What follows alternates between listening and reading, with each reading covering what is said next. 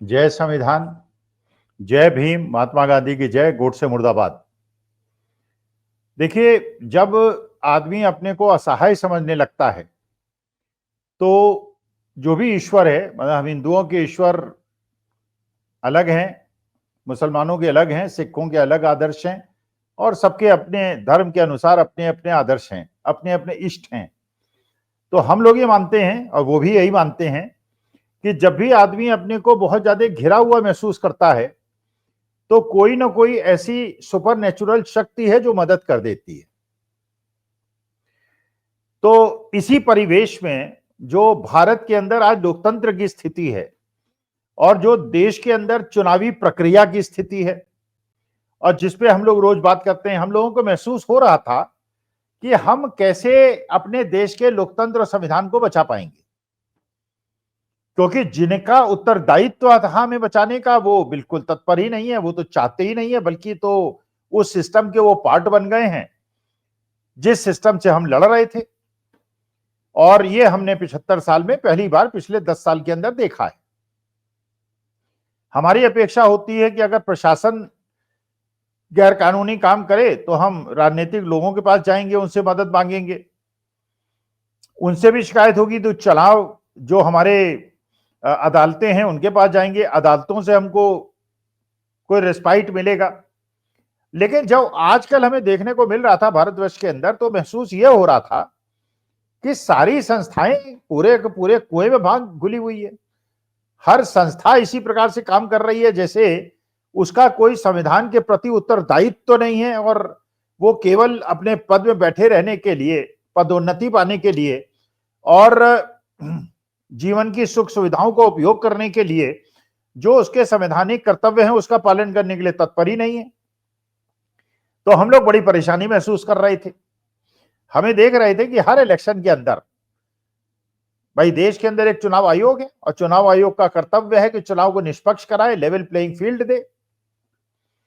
लेकिन हम देख रहे थे कि चुनाव आयोग जो है वो तो इतना ज्यादा पक्षपातपूर्ण निर्णय ले रहा है कि एक पक्ष अगर छोटी सी भी बात कोई कर देता है, अगर जय भवानी भी अपने किसी गीत में लिख देता है उसको नोटिस दे देता है, और दूसरी तरफ खुलेआम हिंदू मुसलमान का नैरेटिव फैलाया जाता है, बटेंगे कटेंगे कटेंगे बटेंगे करता है, उस पर कोई कार्रवाई नहीं होती।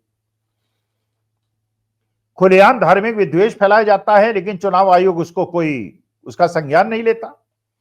तो ये लग रहा था कि जब चुनाव आयोग खुद ही एक पार्टी बन गया है और एम्पायर ही खुद निष्पक्ष नहीं है तो हम एक अच्छी चुनावी प्रक्रिया का पालन कैसे करेंगे। यह भी समझ में नहीं आ रहा था कि भाई अगर छत्तीसगढ़ के अंदर सब कह रहे थे कांग्रेस जीतेगी और जीत गई बीजेपी, हरियाणा के अंदर सब कह रहे थे 100% लोग कह रहे थे कांग्रेस जीतेगी, जीत गई बीजेपी, महाराष्ट्र के सब कह रहे थे कि बड़ी तगड़ी लड़ाई है और लड़ाई 55 45 58 42 या इस टाइप की है, 52 48 वाली बिल्कुल क्लोज फाइट है। लेकिन यहां तो ऐसी सुनामी बही कि उसके अंदर ऐसे ऐसे प्रकरण मिले कि जितने वोट पड़े जो गिने गए 11:30 बजे बताए गए, जो अगले दिन शाम को बताए गए, फिर उसके अगले दिन सुबह बताए गए, उनमें 1-1 2-2% का अंतर होता चला गया और करीब 6-7 लाख वोट जो पहले चुनावी जिस दिन वोट पड़े थे उसके रात को 11:30 बजे बताए गए, उसमें से करीब 2% ज्यादा वोट बढ़ गए। यह भी महाराष्ट्र के अंदर पता चला कि एक गांव के अंदर जब काउंटिंग हुई तो पता चला इसके अंदर कांग्रेस को एक वोट नहीं दिया और वहां तो सारे गांव वाले इकट्ठे होकर हल्ला मचा रहे हैं कि उन्होंने सबने कांग्रेस को वोट दिया, तो एक भी वोट कैसे नहीं पड़ा, कैसे मान लिया जाए। तो चुनाव आयोग जिससे ये अपेक्षा करते थे हम देशवासी कि वो निष्पक्ष होगी और संविधान के प्रति उत्तरदायी होगी, वो भी कुछ करने को तैयार नहीं है। अच्छा, जब कोर्ट में जाते हैं, माननीय सुप्रीम कोर्ट में जाते हैं, तो जो उद्धव ठाकरे की, शरद पवार की पार्टियों को तोड़ के जो लोग अलग हुए उस पर कोई सुनवाई नहीं होती, असली और नकली पे। चुनाव आयोग जो है वो चुनाव चिन्ह अजीत पवार को दे देता है, एकनाथ शिंदे को दे देता है और खुलेआम इस प्रकार की प्रक्रिया को लगाया जाता है। और एक 90% का स्ट्राइक रेट जो आज तक हिंदुस्तान में कभी नहीं हुआ है वो देखने को मिलता है महाराष्ट्र के अंदर। बदल लगता है कि वीवीपैट की गिनती करा लो, वीवीपैट ईवीएम के अंदर की तुलना करा लो, कोई सुनने को तैयार नहीं।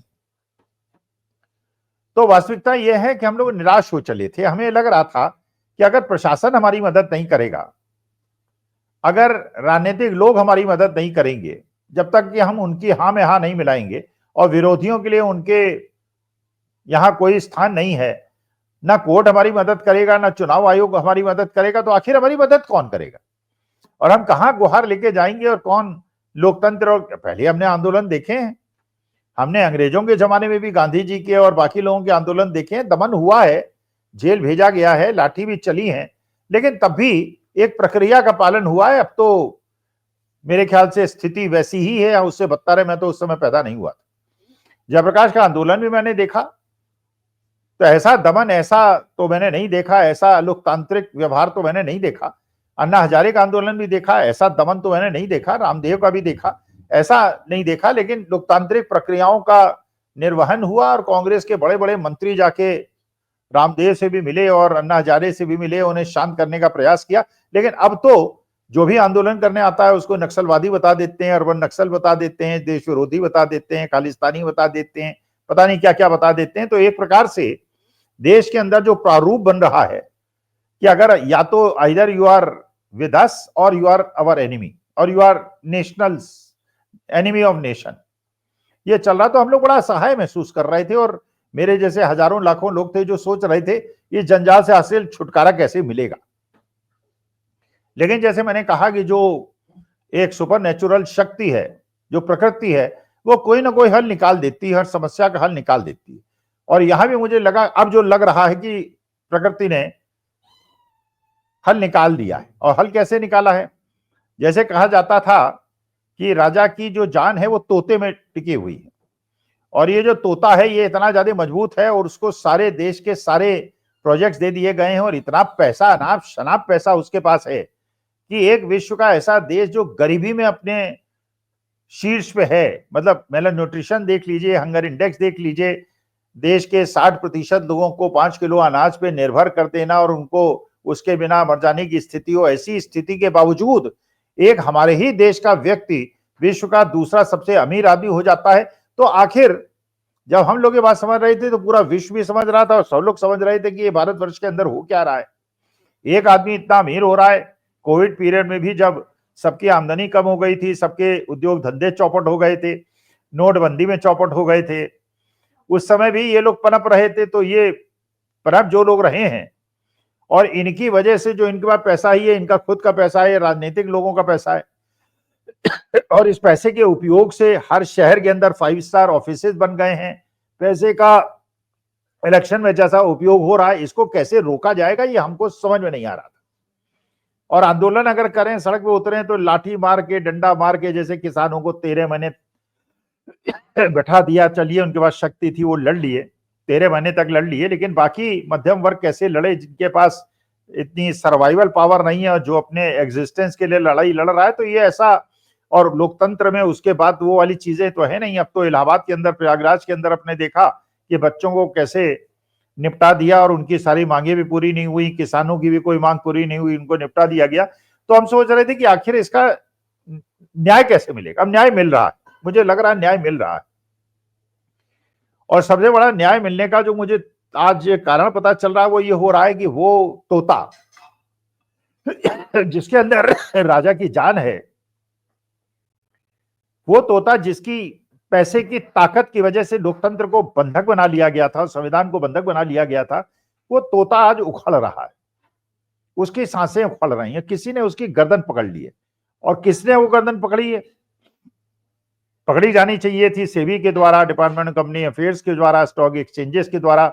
जब हिडन की रिपोर्ट आई थी, सबने कहा था इसकी इंक्वायरी कराओ। इंक्वायरी ऐसे ही लिमिटेड मैंडेट दे के उसको औने पौने इधर उधर कर दिया। लेकिन अब ये तोता फंस गया है इंटरनेशनल झबलों में और इस तरह से फंसा है कि इसके पूरे कैश फ्लोज गड़बड़ा गए। वरना ये करता क्या था, कोई भी इंडस्ट्रीज फॉर दैट मैटर करता है, बड़े बड़े प्रोजेक्ट्स लेता है, विदेश से पैसा उठाता है, देश से इक्विटी मार्केट में पैसा उठाता है, निवेशकों से पैसा उठाता है और बड़े बड़े प्रोजेक्ट्स को कंप्लीट करता है। लेकिन पैसा आना बहुत आवश्यक है किसी भी प्रोजेक्ट को कंप्लीट करने के लिए। और एग्जिस्टिंग मार्केट के अंदर जो आपके लिस्टेड शेयर्स हैं, अगर उसके अंदर इन्वेस्टर को रिटर्न नहीं मिलेगा तो वादा पैसा लगाने को क्यों तैयार होगा। तो जब हिडनबर्ग की रिपोर्ट आई थी तब भी आपने देखा था 50, 60, 70% अडानी के शेयर्स गिर गए थे। लेकिन फिर वो जब सुप्रीम कोर्ट ने सेबी को ही जांच दी और सेबी ने जांच करके फिर ये सब लिपापोती हुई और उसके बाद अडानी के शेयर फिर वही स्तर पे पहुंच गए और जो ऑफशोर कंपनीज और शेल कंपनीज का मामला था वो जांची नहीं हुई, तो उसके बाद चलिए वो फिर पहुंच गए। अब ये जो आघात हुआ है सबसे बड़ा पिछले 4 दिन के अंदर, जब से अमेरिकन कोर्ट्स ने सम्मन किया है एफबीआई और वहां एसईसी के 2.5 साल की जांच के बाद, उसके बाद जिस प्रकार से अडानी की 7 कंपनियों की शेयर में गिरावट हुई है, उससे अब ये लगता है कि अब आज की तारीख में अडानी की कोई भी कंपनी जो सबसे बड़ा धन कुबेर था, जिसकी वजह से ये लोकतंत्र की हत्या और संविधान की हत्या और एक तानाशाही को जमाने का मौका मिल रहा था, क्योंकि पैसा बहुत ज्यादा था उधर और वो पैसे के स्रोत सूख रहे हैं, जो तोता है उसके पैसे के स्रोत सूख रहे हैं। पहले दिन जब ये खबर आई अमेरिका के अंदर से तो शेयर मार्केट जो है वो 0.5% गिरा और अडानी जी की कंपनी के 7 कंपनी को मिला के करीब 17% शेयर गिरे।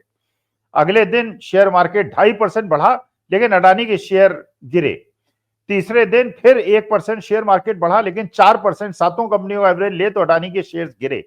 आज 26 तारीख को शेयर मार्केट करीब करीब सपाट है, लेकिन अडानी की शेयर्स की जो गिरावट है, अडानी एंटरप्राइज 4.06% गिरा है, अडानी पोर्ट 3.27% गिरा है, अडानी पावर 2.07% गिरा है, अडानी ग्रीड 7.34% गिरा है और अडानी एनर्जी 4.01% गिरा। इसका मतलब यह है कि अडानी जी के जितने भी प्रोजेक्ट्स हैं, तो दंड जो हम चाहते थे कि सेबी दे और अदालतें दें और बाकी सब दें, वो तो नहीं दे पाए, लेकिन भारत के निवेशकों ने और विदेश के निवेशकों ने अडानी जी को पूरा दंड दे दिया है, जिससे कि उनके सारे जो कैश फ्लोज हैं वो रुक गए हैं और अब उनके लिए पैसा उठाना मार्केट से लोन के माध्यम से भी और इक्विटी के माध्यम से भी बड़ा मुश्किल हो गया है। और क्योंकि वो जो धन का स्रोत था वो सूख गया है, तो पूरी वो व्यवस्था जो लोकतंत्र और संविधान की हत्या करने में उतारू थी, वो भी आज कमजोर महसूस कर रही है। और मुझे लग रहा है जो सबसे ज्यादा परेशानी आज के तारीख में उसके पास है कि जिस पैसे के एक्सपेक्टेशन के आधार पे सारे पुल इन्होंने बांधे थे, अब वो स्रोत अगर सूख जाएगा तो उसके बाद ये आगे व्यवस्था को कैसे चलाएंगे। तो अब अगले 15-20 दिन देखने को या 2-3 महीने देखने में ये रहेगा। जैसे जो अडानी टोटल जो घर के अंदर गैस सप्लाई करती है, जो फ्रांस की बहुत बड़ी कंपनी है टोटल गैस, जो इनकी अंशधारक है और इनके जॉइंट सेक्टर प्रोजेक्ट के साथ की प्रवर्तक है, उसने पूरी तरह से ये कहा कि नया पैसा अब हम नहीं देंगे जब तक कि अमेरिकन कोर्ट्स आपको एब्सॉल्व नहीं कर देंगे और आपको दोषमुक्त नहीं कर देंगे। तो जिस प्रकार की व्यवस्था में तोता फंस गया है, राजा की भी जान फंस गई है। और मुझे लगता है आज के तारीख में श्रीलंका में, केन्या में, ऑस्ट्रेलिया में, मॉरिशस में, अमेरिका में, कनाडा में, फ्रांस में जिस प्रकार की छवि हमारी बन रही है, उससे हम कैसे उभरेंगे और भारत माता की जय हम दोबारा कैसे कर पाएंगे और देश और संविधान के लोकतंत्र को बचा पाएंगे, यही देखना बाकी है। नमस्कार, धन्यवाद और प्रणाम।